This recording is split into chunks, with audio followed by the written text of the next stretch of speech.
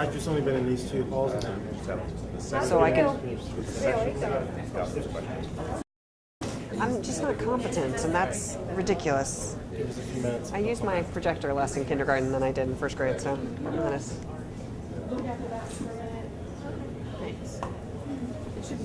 Thank you. Oh yeah, that's fine. There we go. I'm just getting it back together. I love that as soon as you get it, you start reading it. Let's go. That's awesome. See, now you can read it on the train home. I know. Oh my god, like I could not sleep last night. Also, I think I got like 5 yesterday. That could be a factor too. But was that same book that you were reading at the? Yeah, I'm not reading that. You're not selling it here, Allison. No, it's like it's good, and the thing is, you figure out early on, And then you just wait for it? when you're waiting for something else. Like whether shoes scavenger, like you know kind of what the head is. You know there's this thing that's happening. Kind of puzzle it out because whatever. And then like the sinister part, you can definitely create visuals in your mind. So I was like trying to you know the way to do stuff. Yes. Years ago, like how you can't get there on time. Yes, late, yes. Like also this like very very violent stuff. Oh. Together with like other stuff. With, that's the student session. Just stay there. Take her call.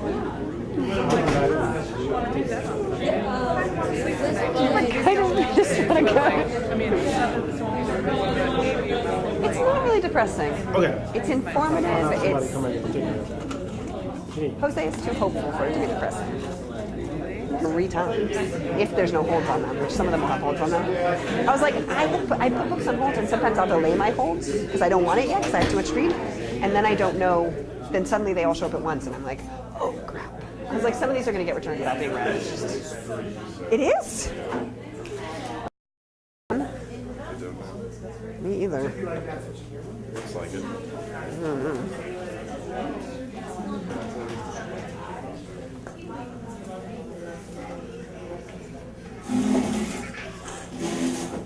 Oh dear God. Now Doyle's in the conversation. Walking away from that for the time of our session. Can get back to Stager and Doyle later. Okay, I've got. Oh, do we want to start there?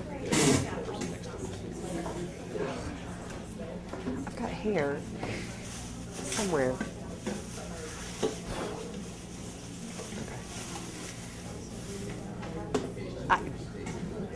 I still have this urge as a like clap and then I have to like hold myself back. Yes, exactly. Like,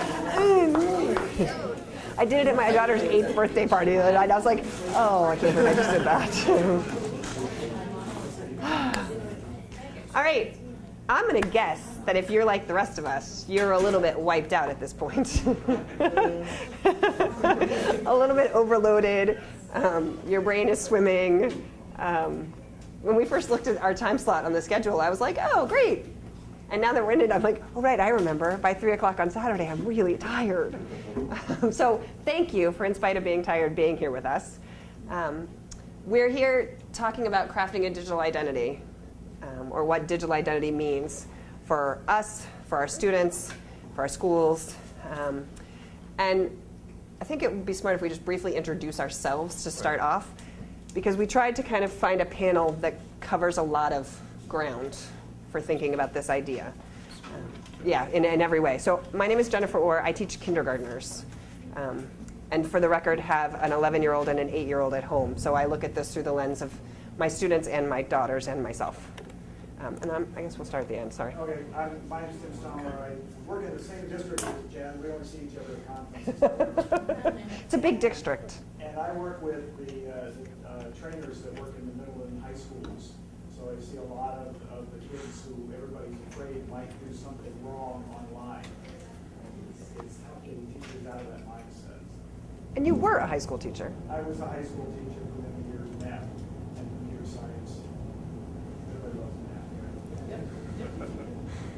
right? I'm Becky Fisher. I work in central office in Albemarle County Schools in Charlottesville, Virginia, where we do things a little bit differently than a lot of districts do.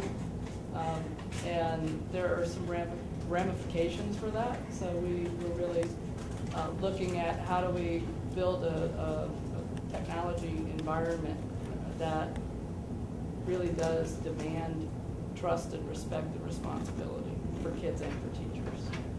Very fortunate to have a superintendent who really gets it, as opposed to most superintendents who talk like that. And you were a high school teacher. I was a high school teacher. I was in our alternative high school, teaching my least favorite subject from high school, math. I hate school math. Well, yeah, there's a difference There's a between school difference. math and real math. Yeah, There is. I am from Davis, and I am a technologist for a large district in Texas. But that's my job. But part of, I think, my identity is I'm a mother, and my children are connected, and I don't block them or hide them from this idea of how they can contribute in the world. I try to empower them to do so, and I use that in order to help teachers understand how to leverage those connections in their classrooms. And I'm the EduCon outlier because I teach college students. But as of last April, I'm Jeff Thurgan. I work at the University of Mary Washington, which is a small public liberal arts college in Fredericksburg, Virginia. But as of last April, I also took on responsibilities as the special assistant to the provost for teaching technology and innovation, which is a stupidly long title that basically means I'm in charge of our teaching center, our teaching and learning technologies group, and a brand new digital knowledge center, which students helping other students use digital tools. I also have an 11-year-old and an 8-year-old. They happen to be the same. So I think we presented together a few times. It's usually best that you know that we're married. We will argue at some point during the presentation. It makes people uncomfortable, but when they understand we're married, they're like, oh yeah. He also felt it was important to state that because when we talk about what this means for our own children, he's like, We're so not gonna after have you the same talk, and I say, unlike her crazy kids, my kids will. Yeah, it's the same kids. But yes, Rob comes at the same thing as both a teacher and a mother. And those, I think, are perspectives that impact the choices that we make on a regular basis. I know that there are things I viewed differently since I became a parent, and that's not true for every teacher, but I know it's true for me. And I'm waiting to see as the children get older if it happens for him. His students are too old for it to matter right now. So we wanted to start with a question of what does it mean for us as individuals and professionals? Teachers struggle with this question all the time about less teachers at EduCon than teachers elsewhere. I'm amazed when I do National Writing Project presentations to teachers and talk about what their digital identity is, and teachers are like, oh, I don't have one. Like, that would not fly in my district. And I will admit that when I started blogging, which, dear God, was 10 years ago, now that I stop to think about it, yes. I started blogging under my own name, and then suddenly when it wasn't just for me and other people were reading it, I rushed to change it out of this paranoia that I couldn't put myself out there in that way. And it took me several years to be comfortable with owning my digital identity in that way. And I'm lucky enough, I think what I'm really lucky enough in is to be in a large enough district of 180,000 students that no one really notices me. I think in a smaller district it might be harder for me to get away with just putting myself out there digitally. But as it is, I blog, I tweet, it's all under my name, and I know there are things I say that go against my district or my school. I'm lucky enough to have an administration that even when they read me, don't take it personally. And we can have conversations. And so I feel that I'm in a very blessed position when it comes to my digital identity as a professional. And I'm grateful for that because it's given me opportunities to grow as a professional that would have been a lot harder if I couldn't do that. Who else wants to address that question? I'll ask a question to the group, though. If you have ever Googled yourself. Thank you, Tim. Yes. What did you find out? Does somebody want to tell me what you found out when you... So apparently I am a lesbian deserter of the military, Oh, okay. and I live in Canada right now. Okay. Do you have a common name that you share with somebody? Yes, my name is Bethany Smith. Okay. Oh, that So explains Smith it. kind of gets me a little So bit. has that confusion ever come back to haunt you? It's come back. Well, I teach future teachers. So part of I make them all Google themselves. Because I say when you get interviewed for a job, that is the first thing that happens. And is it good if they find nothing, or is it good if they find something else, right? And then if they find somebody else that has your name, how do they know it's not you, right? And so we talk about those things. So I make a very concerted effort to be Bethany V. Smith, because that sets me apart from Bethany Smith, just so that we don't get confused. Because I do find, especially when you have a common name, that becomes even more important to not be somebody else. Yeah, I have similar conversations with middle and high school students. We'll go in and talk to them and have them Google themselves just to see what comes up. And nothing ever comes up with these kinds of things, but there's always that potential because they throw things out there. Who else wants to tell us about their Google experience? My name is David Stillner. I'm from Virginia also. Awesome. There's apparently a fairly well-known motivational speaker with my name, so he comes up with the first 5 or 6 hits. And I've also run a blog, not related to my teaching, but a music blog, and that usually comes up. Do you get annoyed at that famous person? Not really. I feel kind of insulated because, again, obviously I'm not finding anything I'm too worried about myself. It doesn't look anything like me, so. So it makes it easier. I got to say, there are at least 2 Jennifer Orrs that one's a gynecologist that's clearly very well respected, and one's a photographer. And I keep thinking, you're dominating Google here, honey. I need to, and I couldn't get the URL I wanted because the photographer in Chicago already had it. So that was a little. For me, I think I've kind of really worked with. First of all, there is another Franz who's a guy from Germany who won't give me his name on Twitter. It definitely his real name, but it was. Why would you want to be at the Franz? And that I tried to ask him that, and he may have blocked me. For me, it was as I did Google myself, and I do it on occasion now because my first that's when I really did connect with what APIs are and how sometimes the things that we post online are other programs are pulling them into other places. So there are things that I've tweeted or have posted on a comment board that are now showing up on another website, which made me dig into knowing, hey, what does that mean and why is it happening? The other part was on knowing how to really brand myself as Franz Davis. My Twitter name used to be at MacWiz11, so when I would Google myself, you wouldn't even see any of that. My blog used to be rndesigns.com. Don't ask why, it just was. And I thought it was really clever. It was not. But now it is when you Google me, the very first link that should come up is my blog. After that is my Twitter. After that is probably a blog that I've written on or at a different website. So for me, my personal identity for myself individually and personally, I think that I have done a really good job of meshing those worlds together. So that because for me, my professional and my personal are really one and the same. They're not different. It is the same person. You will get me the same person at Friday night at 10 o'clock, then you will at Friday morning at 8 a.m. And hopefully when you Google me, you see that's the same picture that is painted. But I'm curious about you guys. Like, what is your take on personal identity? For you as a. Sorry, in the back, yeah. I'm a high school student, and I think it's really interesting on how profiles are made of us.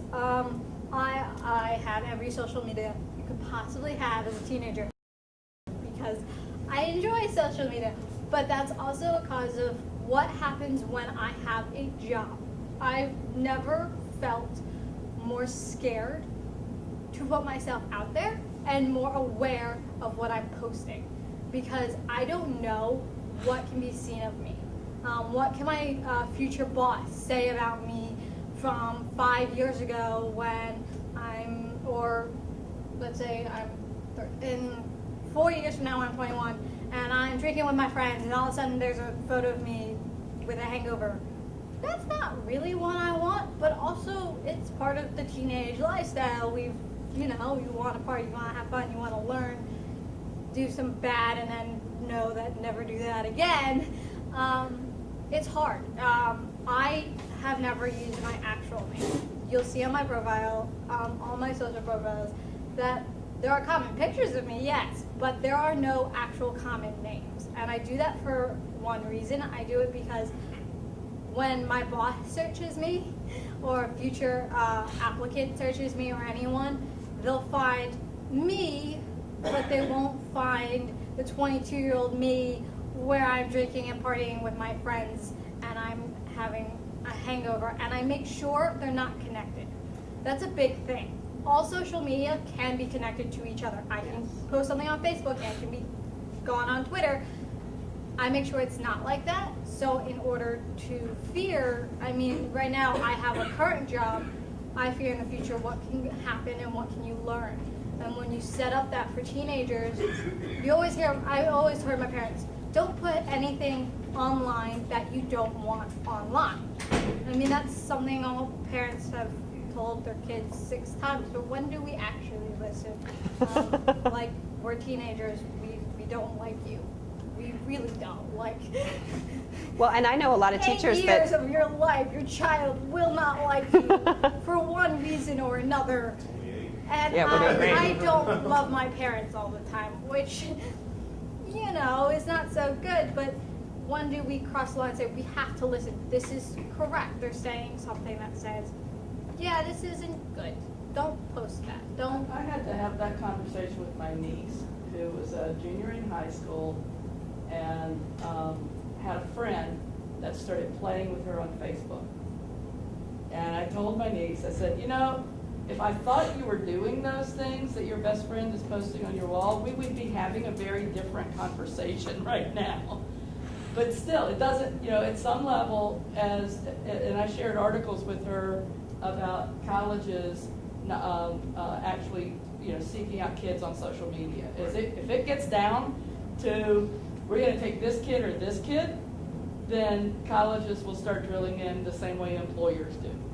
And this was along the time frame when I'm kind of wondering though how long that's going to last. I don't know. how long Eventually, it'll you're last. going to have people who were in the same situation on the other side of the table doing the interview. yes. Absolutely. And how long before that happens? I mean, Yeah, true. I very consciously contribute to hopefully a digital presence, and like what Fran says, is my real self. It does not always spell things correctly. It's not presenting my real self. I don't want to suffer, you know, paralysis of analysis on, oh my God, Right. is my digital, you know, footprint perfect? But I also think we have to work on teaching children on how to be vulnerable in a way that's human and vulnerable. You know, because I think that's really important. But it is the first thing I do when I have someone who applies to our school is I look and I know I hear what you're saying about they're not connected, but because I have the skills, I go beyond the Google search. So the Google search is step one. So and there's also companies that will do the search in more depth for you than just the Google search. So I can generally go further, and I agree.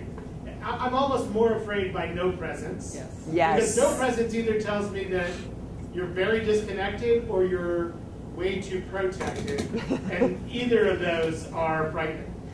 Yes. I think kind of going along with that too is working with students and kind of encouraging them to share their voice online, share their work, share their passions online. One thing that I found is that kids see this vulnerability, and even if they're sharing their most like their positive work and really good work, there's this conscious vulnerability of it that they think about is that, well, even if one of the things that I think they struggle with is that you really give up control and context of the message when you put it out there. And whether or not the forum is generated to have a discussion, it could be your best work. Someone could take it, a college admissions officer could completely take it a different way, or an employer could completely take it a different way. And that's some of the things I struggle with is trying to, you know, like I said, having no presence is not the best, and it's all let down.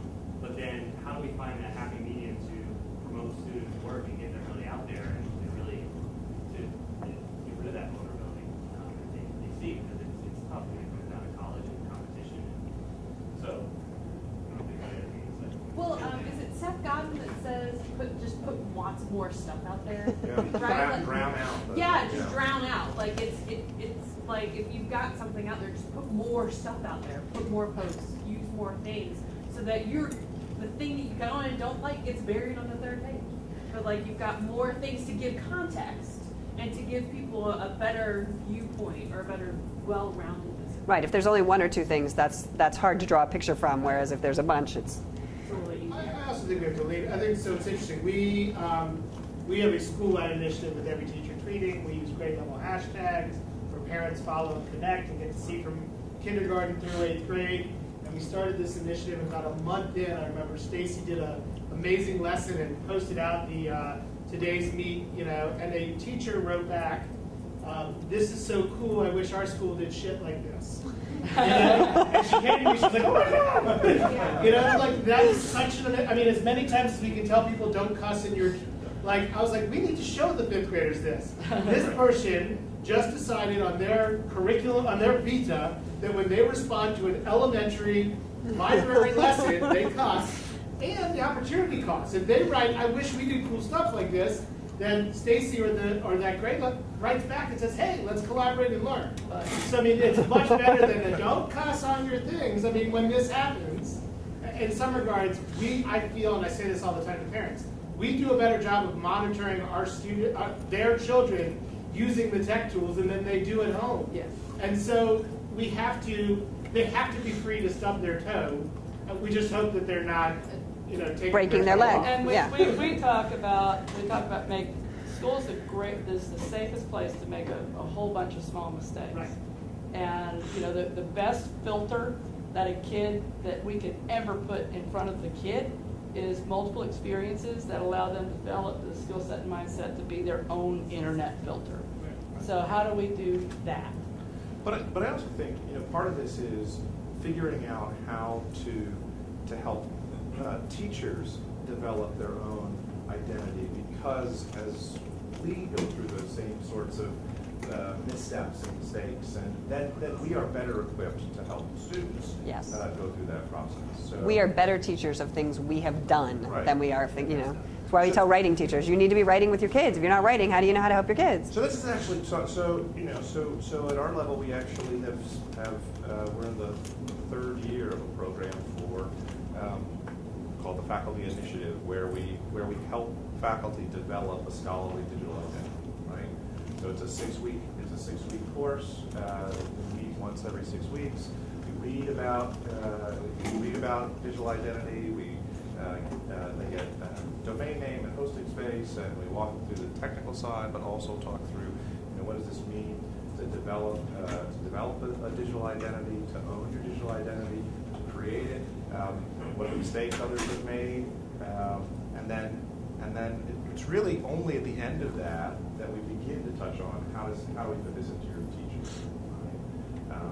But it's incredibly powerful. So about a third of our teachers have now gone through this, and they're incorporating this not in any heavy-handed way, but it just becomes more a part of what they do. I laugh that you say a scholarly digital identity when plenty of them have taken it far beyond just their Sure. scholarly, which I think is That's important for that's us. part of the conversation. Right, I think that's a huge thing. And I think to kind of go off of that also, I think that it's okay, and I think that it's important, and I found a lot of value in having my digital identity be partially personal as well. Like my Yes. tweets and my blog, I sometimes write personal stuff. Like I wrote about my move to Philadelphia, I wrote about my wedding, or I'll write about Yes. things that are just me, and I filter them. They're not the things I say to my best friend. They're the things that I'm okay with my students and their parents reading, and that's something that's the identity I'm forming, and I find that really empowering for myself, but also really engaging for my students. Like when they tell me, "I found your blog,"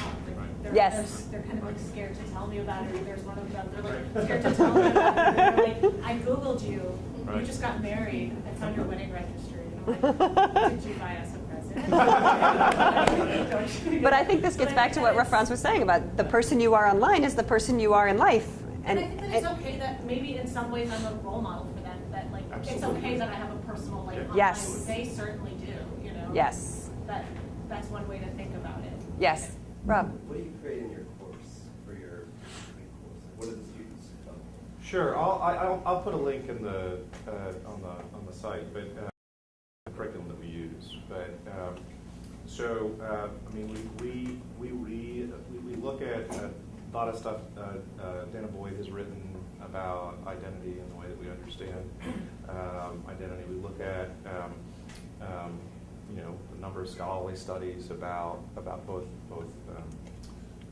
digital identity in the classroom, digital identity in terms of and some horror stories too, and then you know, we sort of emphasize at a minimum, you know, engaging in Twitter and WordPress and beginning to establish at a minimum level a digital presence that involves a kind of reflective approach to who you are. So those are the basics. I could talk in more detail. I don't want to. It's not about this. So, but I should say as well that it's partly grown out of the fact that every student who comes to Mary Washington gets their own domain name and their own hosting account. They have it for the entire time that they're in school. It's a new thing, but it's awesome. Well, it's a new thing, but now about 1,200 of our 4,000 students have them. And each group of incoming freshmen now get them. Gets access to it, and then when they finish, we provide them tools to transition off to another host. But part of that is we integrate that into the curriculum from the first year experience to, you know, and it begins with a conversation about which domain name you choose, right? So Unicorn 69 Lover is really, that's going to come back and haunt it, right? So, you know. These are the times when we have these conversations and I'm like, oh, yeah, our students are the same. Right, yeah, there's not a difference between the domain names. When my fifth graders would get Gmail accounts and I'd go, really, honey? When I taught fifth grade, this is what you want me to email you at? I'm really bummed. Yeah, we can do better. Resume, right? Right. NC State Hot Girl 69. Yeah, right. Like one of my students did. So I have to ask before we get too deeply in this, how many of you are parents? How do you think that impacts your thinking about digital identity for kids? Because we had a long conversation on the way up driving yesterday, and we have some very different opinions on it. So my kids are in their 20s. They're age 20 to 22. So I see this Lord of the Flies thing that kind of happened, where my older kids, they went out there on the internet before we arrived with them. So they set the rules, and it was kind of chaos, right? They didn't have any direction. Whereas my younger 20-year-olds are much more responsible when they're online, and they pay more attention. Interesting. And to this day, I still see my older, 29-year-olds putting stupid stuff out there, and my 20-year-old is like, so I think that it's gotten a lot better since we've engaged with them in the social environment. Right. Yes. That's amazing. Lynn? Yes, for me, since my guy is 2, Right. I bear the responsibility of protecting him. I certainly post his images online. Anyone who connects with me, you've seen him multiple times, but I've become very cognizant about what other people post of him. So, like my younger sister is 19, she's his babysitter quite often, and she's taking his picture, putting it on Instagram, Facebooking it.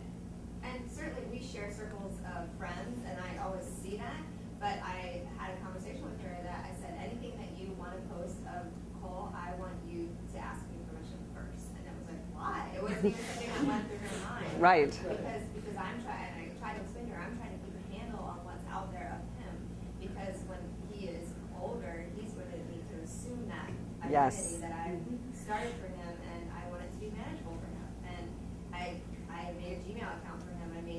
I grabbed spaces for him in a name that represents him, and if those tools happen to be there when he's older, then those will be his to have. So that's kind of where I am in this whole thing. And then working in the elementary setting, I just see kids doing just crazy things that their parents don't know about, or their parents willingly let them do. The parents not reading terms of service of things, Right. privacy policies. So that's been a big push for us this year. That is a problem. Sphere. Right. Telling parents, these are the accounts we create for your kids. These are the terms of service. Read them. If you don't want us to create an account, we're not going to. Here are the privacy policies. And being in elementary, making sure everything we let them use is allowed to be used by a child Yes. 13. That was huge. We spent months working on that, and it's not perfect. It's still not perfect, but it's more aware than we've ever been about it, than our parents have ever been about it, and it's just a continual process. It's work Yes, We Ted? go round Oh. and round with that in terms of services, with teachers who bring in websites and products that they want to use, and they've never read the terms of service. Anything your child puts up here, we have the unlimited right to Yes. to use it in any way we want to, so. And our process forces the teacher and their principal to sign off on having read it for certain things. Right. But you're right about just everyday people that don't read the terms of service for stuff. Dear they God, sign if we up read the for. terms of service for everything we signed up for, it's all we would do. But I think there's something to be said, like that's a resource that needs to exist. I've been talking with Audrey Waters and Ken Lane quite a bit about, this is one of the things that Ken and Audrey have been talking quite a bit about, is actually creating a resource for educators that would allow us to be able to have people who know what they're doing go through the terms of service for these, just the top 20 social networking sites, right? Here are the terms of service. Here's what it means in plain English. Here are the things. Here's the information that's being collected about you. Here's how it's being used by that company. Things that are seemingly harmless, like Prezi, Right. today's week, very clearly, no child under 13 can use Prezi. Done. No child under 13 Right. should use today's week. Right. It's in Right. plain English. Right. Has anyone ever seen terms of service couldn't read? Yeah. They're No. starting to make an Right. approach to this, and you can go through and find your favorite site, and it'll tell you, they put it into classes A through F. Interesting. And they're making an attempt at it, but it's a start, and it's the kind of resource that we're talking about that we need. Right. Ted, you wanted to? Oh, I was Kids. just saying, So we have an 8 and a 10. Okay, similar to us. So similar. And we're mostly like the reading cards, I guess, like in that they might not post things directly, but I might post things for them, and they're certainly aware that we're posting things about them. Right. Right? Like, so it's like they're pre-managing their digital identities. Like, we're like, we'll snap a picture, they'll snap a picture, they'll delete that picture. Yes. I don't want you to Right. put that on Instagram. Right. Yes. They're not, and we're struggling, I think, we share stuff out about them. And, Right. It's like, we do, I both pretty openly and maybe with a little trepidation about, like, well, I hope this is okay. Yet, Fingers crossed. we just talked about the fact that our 11-year-old is going to ask for a Facebook account at some point. She may not use it for long when she realizes no one else is there, but she will want it at least for a bit. And Jeff goes, well, then you're going to have to stop sharing about them. I'm like, I hadn't thought about the fact that if my child friends me on Facebook, that I have to then think about what I put. But once your kids are older, you've navigated. Well, not really that older. I mean. Well, 15 is different than 10. Our family is a bit extended. I have a nephew who's 10 who has a Twitter account. and his camera He's account. awesome. But that was created because I've talked a lot about his work and becoming an artist. And it became me telling his story. And from me telling what his story was through my voice, and for me, for us, as we sat down as a family to talk about what we would do with him at whatever level he's going, that he needed to be the one empowered to say who he is, but we needed to guide him in that process. So I created the Twitter account. He was already blogging, and he doesn't blog consistently. As a matter of fact, we've been talking a lot about owning your own domain, and I started to have those conversations with him, with my son, and my daughter, and my niece. And so he texted me last week, I need to get these 2 domains. But he's 10 years old, and he understands the power of that now. Yes. So we're working on transitioning his blog to his own domain instead of where it is now, like so that he can own it and it becomes his. Right. And that is, when you talk to a lot of, especially in the elementary setting, I get a lot of pushback on, but they can't do that, they can't handle that, they're not ready for that. And what we don't realize is that when we start this conversation earlier, it becomes a part of who we are. My niece is 56, 17, she's not 58, I don't even know. She's in there somewhere. So I've always followed my children like on Twitter, and we have great conversations about it. But what I saw with my niece is that she was posting anything she felt at that moment, she would tweet it. So we knew if a boyfriend broke up with her, if some girl was bullying her, that we learned a lot of things through those conversations, and then we got to talk about it. Then we got to talk about what she's sharing and how she writes it, maybe because you want to say X, Y, and Z, is this the place to say it? But when we stopped also being really like micro-judgmental about it, we also saw where we were not having, I think where our own dysfunctions as a family, where maybe we didn't create that space where she felt safe enough to come talk to us, but social media became the way that she expressed herself. But then we also came back full circle and said, we live in a different time and place, where these things didn't exist for me, but in my 16-year-old self, if I had them, there's no way that the world would not have known of every idiotic person, I shouldn't say that, boy that I dated in high school. I mean, you would have known those things. So, I mean, I guess I'm saying all of that to say that even as myself professionally versus personally and who our kids are, I think that Time Hop, the app, has been like the game changer for us, because now I can actually look at that and what I post from Facebook to Twitter or Instagram actually won't do Twitter for me because I took it too much seriously. But when I can look at the growth of Exactly. things I used to talk about 4 or 5 years ago, 6 years ago versus what I share and talk about now. And I've used that to have conversations with my niece, my daughter, my son. So now, and my nephew, who sometimes wants to tweet Amy is mean. And you can't tweet Amy is mean. You come talk to Amy and we can talk about why you can't do this thing. But it made us look and see if what I post, how would I feel about that when I look at that a year from now, 2 years from now, 3 years from now, 4 years from now, assuming that some mechanism like Time Hop exists where I'm going to be reminded daily of the things that I posted from the beginning of time when I posted. Like, Right. is this going to be something that you want to look back on and that you can be proud of, and how does it represent you? Yeah. So I would say that as a parent, an educator, and someone who just sort of loves this topic, I am consistently conflicted. But Join the crowd. Yeah.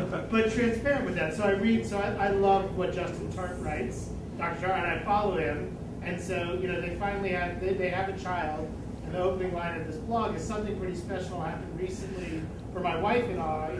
We're now officially the parents of @MRetard. But I just think about that, and I think about, look, we have a school-wide initiative where my kids there's lots of pictures of my kids, playing basketball or doing math or doing whatever, and so we're creating this digital portfolio for them. And so that, in one part, alarms me. On the other hand, we're bringing the families in.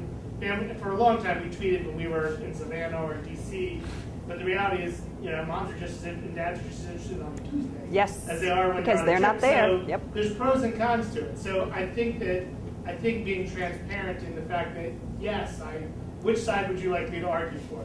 Because I agree wholeheartedly with that. Yes. Well, and I think, I think about Braden. Am I saying his name right? I've only ever read it. I think Braden is what I would love for my kids, both my own personal children and my students, but not everyone has an aunt like Rafon's who's going to help them navigate this. How much of that responsibility is on the schools? I know we feel that we have a responsibility to help them be safe online, and just as we have a responsibility to help them be safe in the world, but where do we draw that, and how much does the school need to do, and how much does the school need to do to help them establish a digital identity? Because how much of that then becomes the school establishing the digital identity rather than them actually establishing their digital identity? Braden has established his digital identity. He has owned it from the beginning. But it's not just that he's learning, because what I didn't know he was doing, and I only learned in the last few weeks, was he watches. How many of your kids watch Minecraft games? Yay, everybody. If you don't, you have kids and you think they're not watching Minecraft. You're wrong. They are. They are. Most of them, they're into Minecraft. But we've been very open with his networks. Like, I monitor his Twitter account. It goes to him, but it also, I see things that when people tweet, I see it. So Right. I know. And there have been occasions where someone sent him something that was inappropriate, and I went off on them, yes, and then blocked them from contacting him. And it was like, are you kidding me? But at the same time, he's also growing up and learning that. But I'm going to get to the YouTube connection in a second, because Braden's learning process has happened for YouTube. His school, he won't be able to have school access to YouTube until he's in high school, which is hilarious to me, but at home, it is nonstop. But they have live comments, that there's several that do live feed recording. And so they'll do live comments, and he's realized he can comment and he can have these conversations. So like something was said during the video, and he's all talking about how he sent Line Maker a question, and Line Maker responded to him in the video. What do you mean you sent Line Maker a question? Where did you send Line Maker a question? So I'm thinking he's only watching the YouTube video. No, he's actually interacting with it. So we think that they are not having access to these things. We think that they're not being engaged with what's supposed, but they are. And what he's also learned now is when I comment something, I'm also adding to my own digital footprint because my name is attached to that, logged into my YouTube account when I do it. So when I Google myself and that video comes up, if I made a comment, the comment appears too. I comment a lot of things on Edutopia. When I Google myself, the comments that I've made on Edutopia show up in that stream. So it's not just how you share yourself and things you create, it's also how you interact with others. Yes. And to have those positive conversations about it and not in a you can't do this. Right. Because when I said to Jeff yesterday, what do you want for the schools to be doing for our children? He said, I want them to be having conversations about it that are not based in fear. And so often I think the conversations schools have are based in fear because we're afraid. So where should we be? Come on now. Solve the problem. Okay, what were you going to say? What was I going to say? Oh, okay. So not answering that. I'm the ed tech coordinator for the middle school division of our school. And recently, we had something go on with social media, not worth going into, but it spawns just a lot of interest from parents. We heard what's going on. What are you guys doing about it? Oh, well, I have this and that idea. You should do this, this, and that. And it came down to really, well, as a school, we need to figure out where we stand, where do we stand, and what's our end game, and what are we trying to do so that we can all have the same kind of response. And what I keep having to tell parents and moving forward is we don't want to come down on the kids. We don't want to say no, because everyone knows when you tell a kid not to do something, it's going to be the first thing they do. And we know that they're going to go ahead and they're going to do these things. Do I think that every kid is 13 and older, using these? No, we know that they've been using it for a while. The kids that got in trouble are not of age and should not have been on it to begin with. So you can either come at it from that angle and say, boo, we're going to take everything away. Parents are saying, why don't we take these things away? It's not going to help. They're resourceful. They're going to find another way. They're going to go to the friend's house.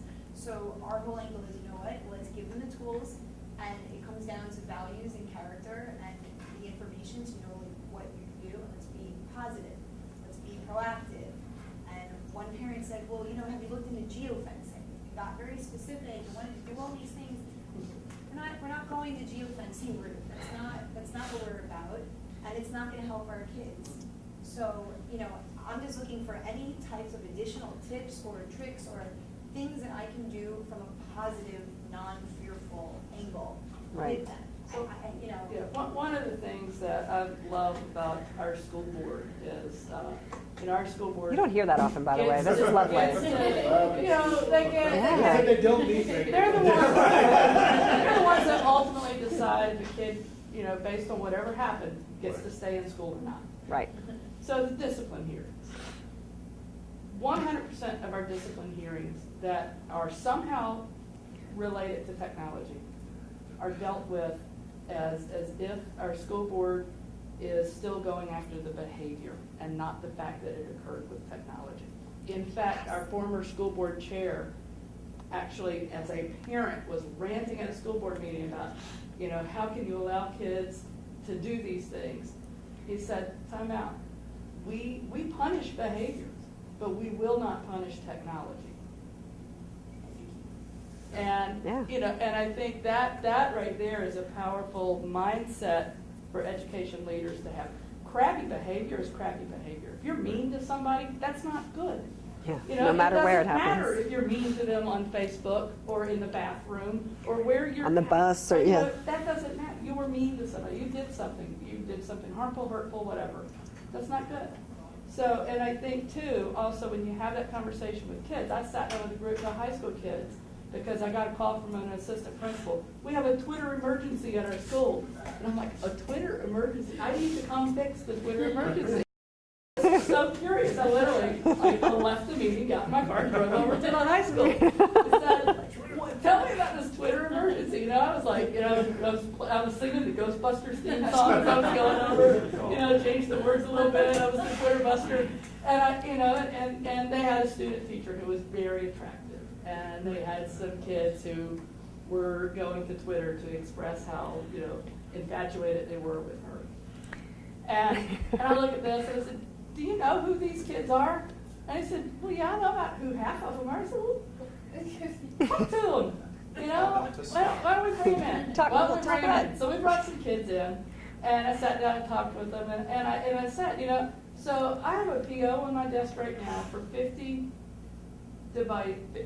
tablets for the elementary school down the street. You want me to throw that PO out so I can buy software that's going to kill your cell phones when you walk into to the school? And they were like, no, that's not fair to them. I was like, all right, so cut it out. You know, do you guys know that this behavior is wrong? Yeah. Okay. So how do you really go after that? The kids realizing that, yeah, we adults have this false sense that we can and should be controlling things, but at the same time, we can't let kids who aren't thinking, you know, that's like I said earlier, the best filters we can install are in the kids. And there's one here too. You mentioned at the outset that your district in Charlottesville handles all matters technological in kind of a unique way, and I was just wondering if you could talk about that specifically. Yeah, so our students in our one-to-one projects are administrators on their machine. They're local administrators on their machines. I have a funny story to tell because we're doing a virtual town hall on Monday that involves some of our school board members and some of our board of supervisors members. Do you know that I give 10-year-olds rights to install software on their machines that they take home that our board of supervisors members aren't given by our local government? It is hilarious to think that they can't they can't update their own Java, whereas as board of supervisors members. So I'm going to find some sort of way to tell that story. I guess I just did. You just did, yeah. They have a superintendent, like I said, that really gets it. If you don't follow Pam around on Twitter, you should. Yeah, that's Pam's district. She is one of these. She's one of They're all like, oh, now I see. She actually understands the idea of the kids have to be responsible for their behavior, and it's not the technology. So I'm the director of educational technology, professional development, school libraries in Pam's district. So we make a lot of small mistakes, and our kids make a lot of small mistakes, but we have the big conversations and we do the heavy lifting around that. So we learn a lot from our Twitter emergencies and really build from that. And it's not the end of the world. There's very little that a kid can do that is the end of the world. Yes. And unfortunately, we've had some kids that have done those things too. And we reflect on those and really do ponder how we could change that. But, you know, I think that's an important piece to look at. I think that you also have to create this culture in your district where the things that kids are just, in my son's district doesn't have this. He had shown me something this month with his girlfriend, and it said something like calling her fat and ugly and she needed to die and just go kill yourself. And you don't realize how often that happens. And the kid that did it created like a bogus Twitter account in order just to tweet these things. But then gave herself away as she tweeted all of her cousins and stuff saying, didn't you say so-and-so talked about me? Like you can clearly find the connection as to what Yeah, they're not very They're not that savvy, which is kind of helpful. Maybe we shouldn't teach sometimes. But we also, I'm going back to even my conversations with my niece or my daughter at the time, who I think that when she had a MySpace back in the day, I to myself, I had a daughter with a MySpace, that it was important that we were able to talk, that we were able to talk face to face, to sit down. There were moments when, for her and who she was as a person, it was a lot easier for us to have a conversation through a DM versus sometimes face to face. But we still have to have that space where they can talk, because if not, that's where those things, the things that are they're personal things that are bothering them. And yes, there are things that are tweeted in Tumblr. Tumblr is like, people think it's evil, but you know what? When a person can express themselves in this written way and connect with other people, don't share the same commonalities that space provides. That you can't just like say it is the devil. You have to kind of find what work around it. But we create the space where we can talk. And you have to do that with your kids outside of all of these things.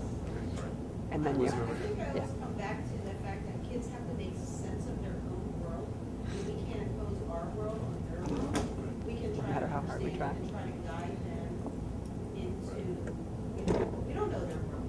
We really don't. Like, I'm like, here, I'm listening, you talk about YouTube, and I know my son's on YouTube all the time. You know what I mean? And he constantly tells me what he's seeing on YouTube. He's giving me all his life hacks. Oh, you should do this. So, being aware and not imposing, you know what I mean? Like, it's their world. Right, and being open to listen. I think those lines of communication. In our high school, we had kids that created fake Twitter accounts and mocked teachers because they were mad because they didn't do well. Right. So that was a natural reaction for kids. If they're sitting in school, they're gonna talk about the teachers, right? But now they put it out there with pictures and, you know, so that was a conversation that we had with them about, we didn't know who the kids were, but what is this doing to our community? Right. And I think that brings up a good point. One of the issues that we started having is Yik Yak. Oh, Yik Yak, yeah. And granted, I mean, we're a college campus, but I mean, we just had a huge issue over some diversity things that was just really, really bad. And we were trying to figure out, and everyone was freaking out about it. And I was like, well, just because it's anonymous doesn't mean we can't talk to kids about it, right?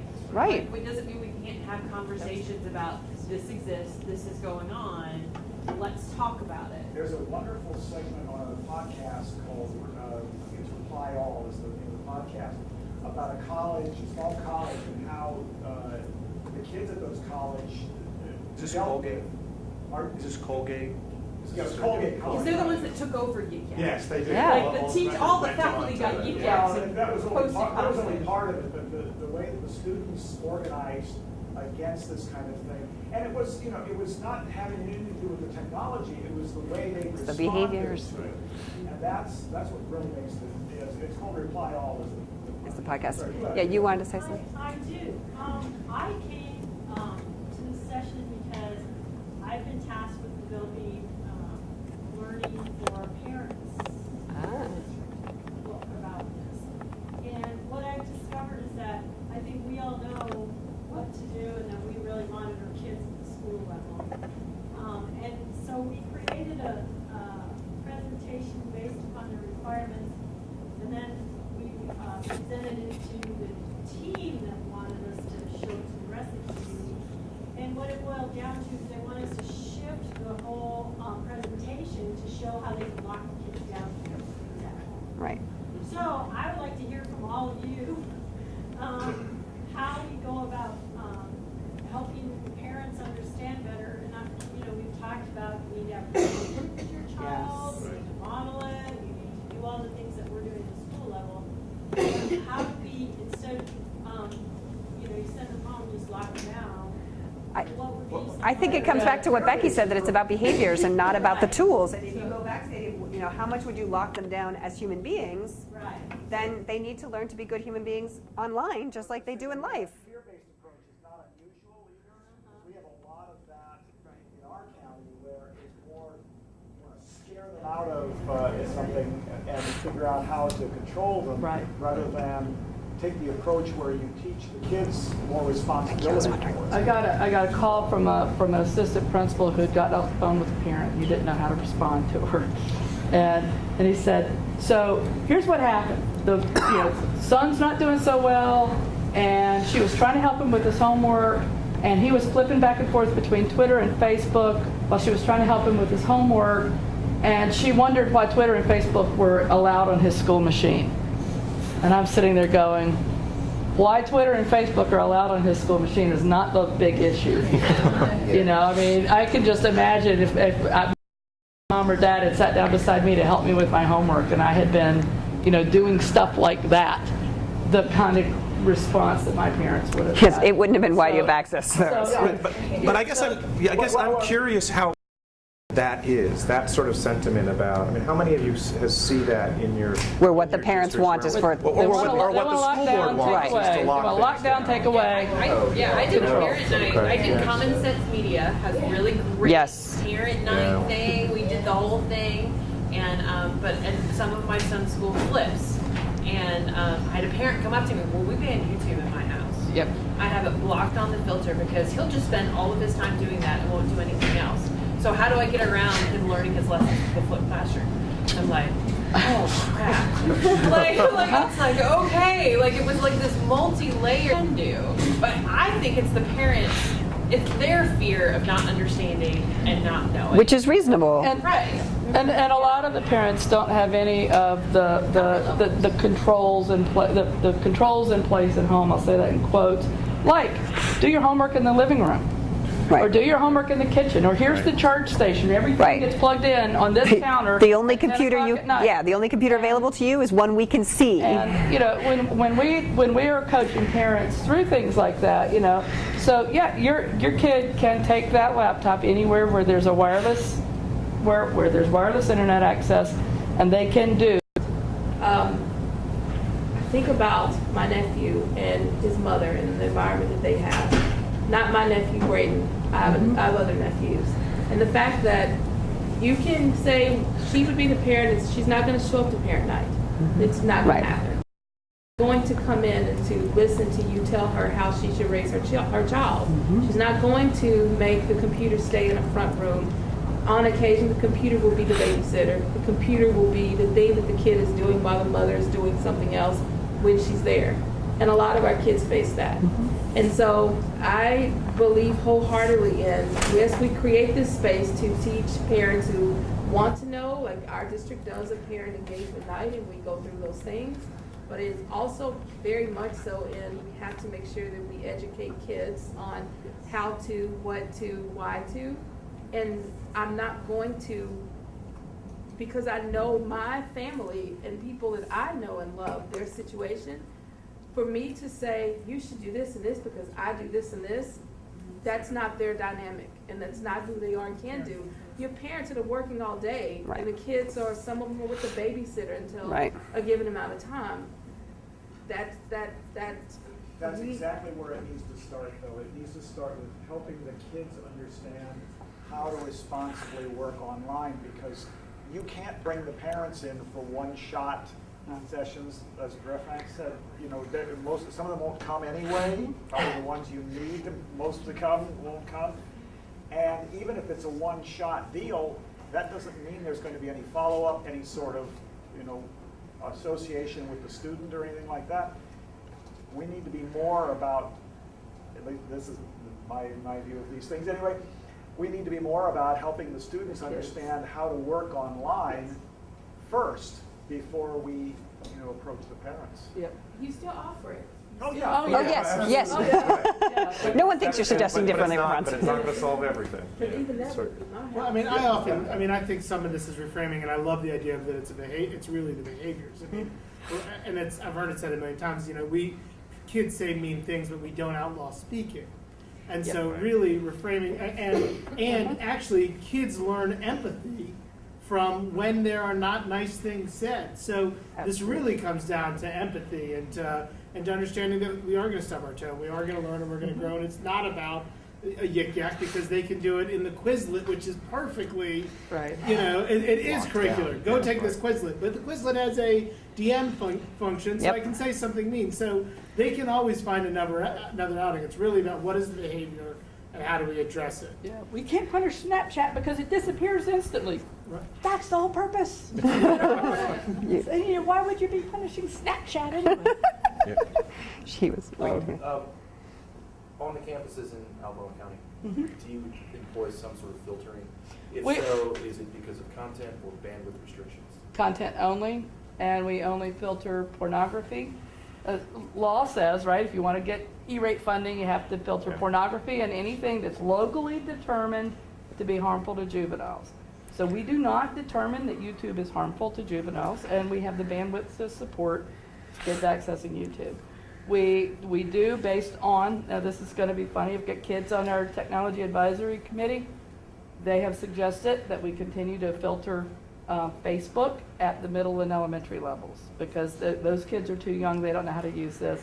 So I lost that argument. The kids won. Facebook is open at our high school. The high school kids won for the middle school and elementary. Because they don't want to deal with all the noise that the kids would generate. Exactly.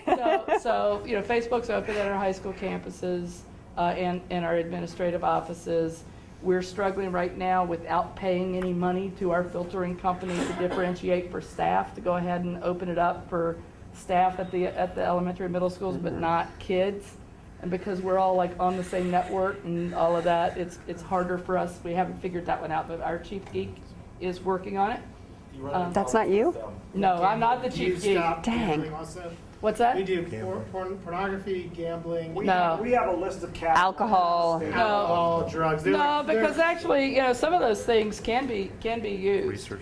Right. For the good stuff. No, you can Now- get around it. So now, like if we find out that gamble.com is actually a roll of dice and you can do lessons, then we can say, let this site supersede the filter. So our approach is if somebody reports a site that should be blocked that isn't, that goes to, unless it's like, holy crap, yeah. That, which happens very, very rarely, our protocol is to submit that for recategorization to our filtering company. Have you run into problems with blogging platforms like Tumblr where a lot of it is legit, but they've also got some blogs that they shouldn't? Yes, yeah. So the as new platforms have emerged, when we started filtering, right, their social media wasn't the category. Right. It didn't exist. Right. So I think, so what you see a lot of times is like the domain hopping that some places do, that sort of thing is getting flagged now as being, suspicious activity. So yeah, we're always catching up and giving our filtering. Let me toss something else into here though. How many of your schools have a BYOD policy? Okay. Well, yeah. So they're bringing in devices that they can turn off the wireless, go straight to the cell, and access whatever they want. So when we talk to teachers about BYOD, it comes back around to the idea of you've got to teach them to be responsible with these devices, and that I think that goes over the filtering business. We're always going to have some filtering just because the law says you got to do it if you want the money. Right. That's it. So, but doing that to the letter of the law. I like those districts where you're very light on the filtering, and you do, because there's a lot of we got Stacy. Stacy's ready. Never get caught by a filter. I've had teachers complain about Cartoon Network. Kids watching all these cartoons and everything. Yeah. It's not going to get caught by a filter. Yeah. Necessarily automatically. So you need to teach the kids then, okay, what's responsible use of these machines and what's not? What are we doing with it? Things like that. And we need to accept that when they make mistakes, it's because they're human beings and we make mistakes too. And I keep thinking about what you said about not always talking about it in the context of fear, and I think that's so true. But I also think that it is important to share very personal stories that have happened even within your own community, not of course identifying individuals, so that it is relevant and it does cause empathy to start occurring within them because they think of themselves as being that person that could do that and therefore suffer those consequences and just what an ugly scenario that can be. That's part of teaching responsibility and teaching this is how you work online in a way that reflects well on you, and getting back to the digital identity part is, this is how you build a good digital identity for yourself starting from elementary school. Right. But you're right. I mean, those stories are going to come up. They're mesmerized. But when they you share those stories, they're fascinated by what has happened, and But they shouldn't be the centerpiece of it, is what I was saying. Absolutely, yeah, absolutely. I'm so glad that it's like a perfect so good there. I just recently spoke to my principal because we want to do something. I have all of these ideas, and pretty much like from this, I want to go and start working on the next unit. The next unit's really going to be about my 6th graders taking a look and getting to see their digital identity and understanding what that means and what it looks like, and more than just Googling, but really how much information's out there, and also what you can find out about someone just from using whatever knowledge you have of working your way with the internet. So I've had a couple of ideas, and one I feel like this is a perfect forum to pitch, so you can say that does not sound good. Or like, wow, that's great, why don't you add this to it? And I thought maybe to put all the kids' names into a hat or something, and we all agree like we're not gonna, really say anything, and maybe I'll make up a safe questionnaire of some sort of things that to see if you can figure out. And you have to just go, just using Google and just whatever things that anyone could find out. Not like I'm sending them off to go do secret investigative work. How much information they can get about this other child in their class. So it's people that they can relate to, friends, and this and that. And then maybe, not that we're going to share all that information with each other, but just that mind-blowing moment of how easy it is, and have them take that ownership of finding it out for themselves instead of us spoon-feeding it. So when I spoke to the principal about it, he said, well, you know what, I want to have a meeting with the students, and I want to be able to show a picture. Apparently there's something he hasn't even told me yet.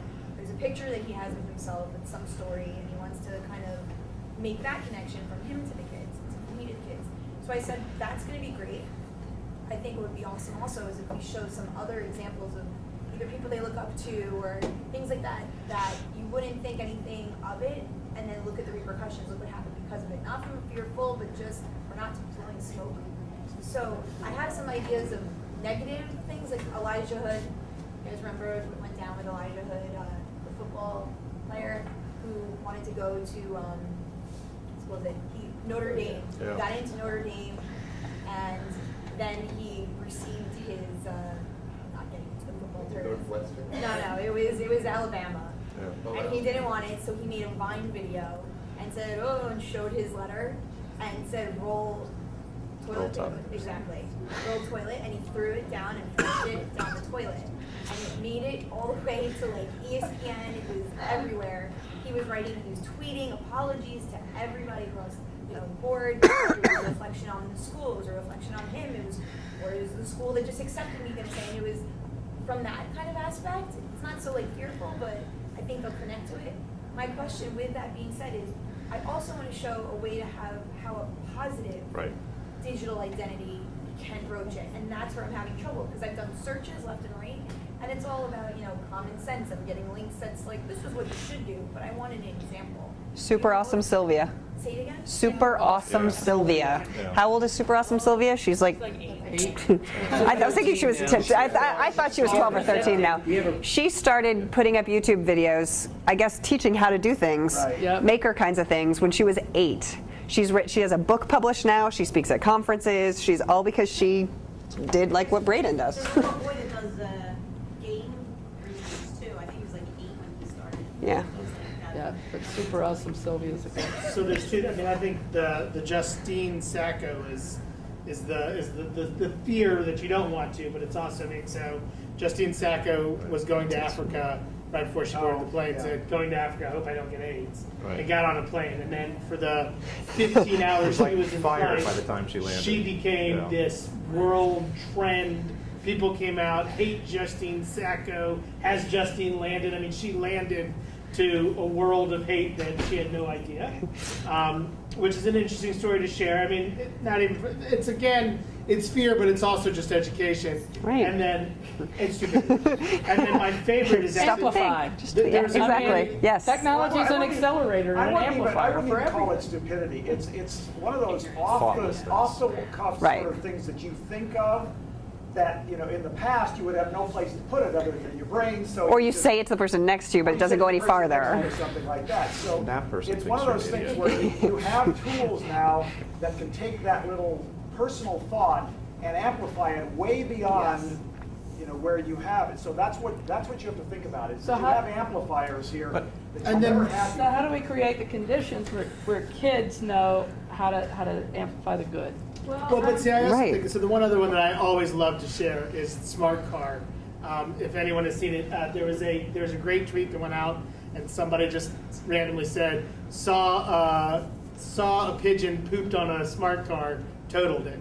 Okay, and then tagged Smart Car in it. But as opposed to getting defensive, the people from Smart Car wrote back and said, couldn't have been one pigeon, would have had to have been 542,000. Seriously, we did the science. And they put up this link. It was it would take 542,000 pigeons. It would take 122,000 emus. It got millions of retweets. That Smart didn't get all defensive, but instead said, all right, we can lean into this joke. Well, and no pun intended, but that's what the smart companies do, is that they Yes.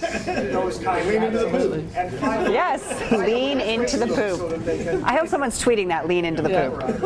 Really, that's the tagline you want for this session? That's brilliant. You know, I also need to add that I think that to change the conversation so positive is about the beyond the smart part, the real social change that social media brings about. When I think about Ferguson and how Ferguson would not have been a story in the way that it was had it not been for social media. That the media was there to cover a part of the story, the part that it was in a way that wasn't the reality of the story.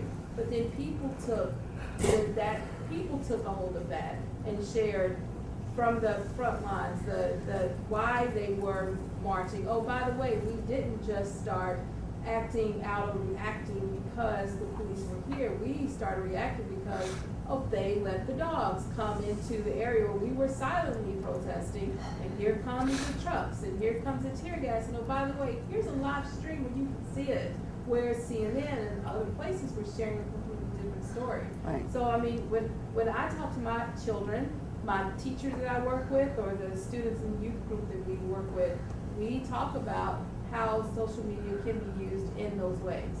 And how I think it sort of adds a level of personal responsibility in what I talk about and what I share about, because it can become this big thing.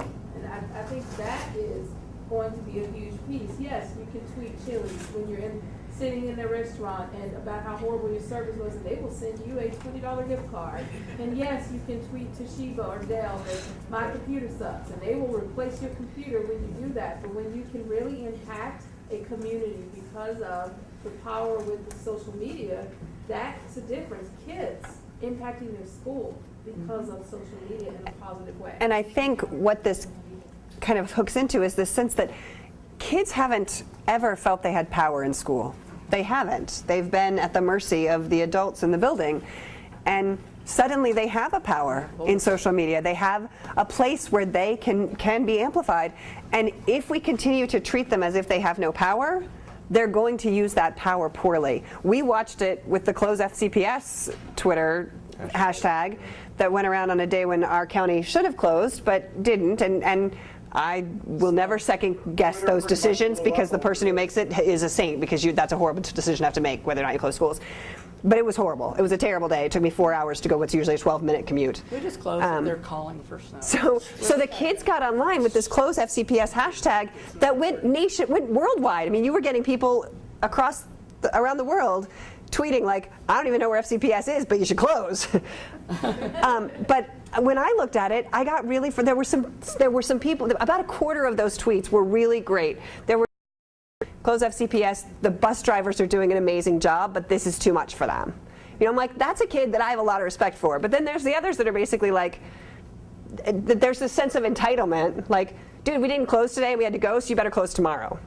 Because look, we've made it trend worldwide. No, you made it trend worldwide. That doesn't mean they owe you anything. So I think we have to help kids realize we have to give kids power in other ways so that they know how to use that power well, rather than just go mad with it. Did you want to? Yeah, I just want to chime in here with the power thing. SLA, as you know, is maybe never know. This is like our first major year where outside world problems have come to our attention. As students, when we did our sit-ins and we did our protesting and we did all these things, student council, was not student council until this year, because we had a student council and it was great. They made like snack decisions. That's two things. But now they're making actual decisions that affect all the students. And teachers giving us power to do so. When Mr. Lehman said on Wednesday, half day, you have a choice. You can go outside and protest, but understand it is also a student's right to do so. It's not clear right to say, no, you can't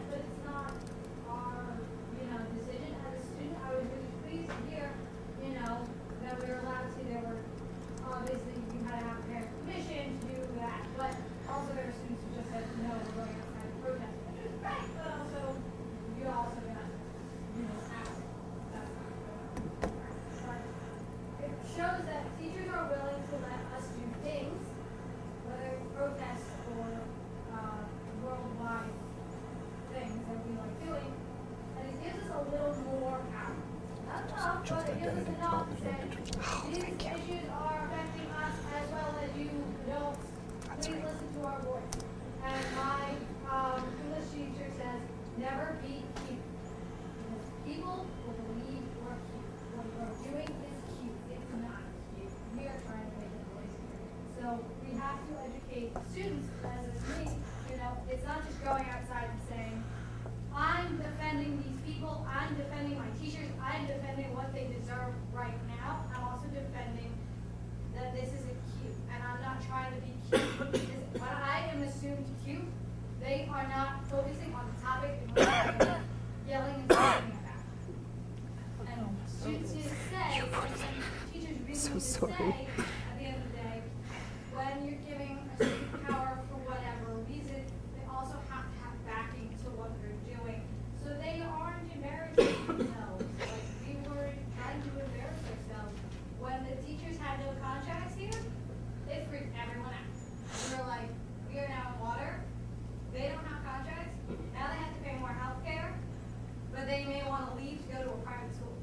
Like I had teachers last year that I don't have here because they actually went to private school for that reason, and they knew it.